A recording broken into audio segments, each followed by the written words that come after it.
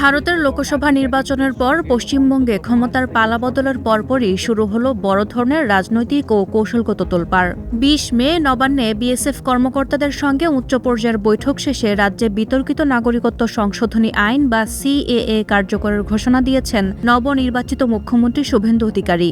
একই সাথে ২০২৪ সালের ৩১ ডিসেম্বরের পর থেকে বাংলাদেশ থেকে ভারতে প্রবেশ করা সবাইকে অবৈধ অনুপ্রবেশকারী হিসেবে চিহ্নিত করে সরাসরি বাংলাদেশে ফেরত পাঠানোর হুঁশিয়ারি দিয়েছেন তিনি।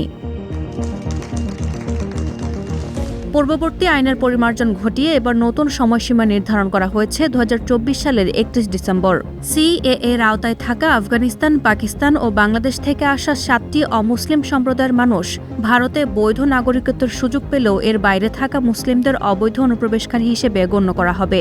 শুভেন্দু স্পষ্ট জানান, সিএএর আওতাভুক্ত শরণার্থীদের পুলিশ কোথাও হেনস্থা করতে পারবে না, তবে এর বাইরে থাকা ব্যক্তিদের বিরুদ্ধে কঠোর ব্যবস্থা নেওয়া হবে।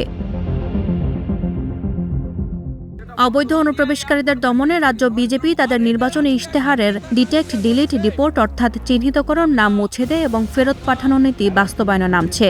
নতুন নিয়ম অনুযায়ী পশ্চিমবঙ্গ রাজ্য পুলিশ অবৈধ অনুপ্রবেশকারীদের গ্রেপ্তার করে সরাসরি ভারতের সীমান্তরক্ষী বাহিনী বিএসএফের হাতে তুলে দেবে।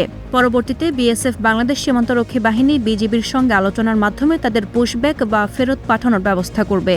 দেশের স্বার্থে সীমান্ত সংলগ্ন সমস্ত থানায় এই নির্দেশ অবিলম্বে কার্যকরের নির্দেশ দেওয়া হয়েছে।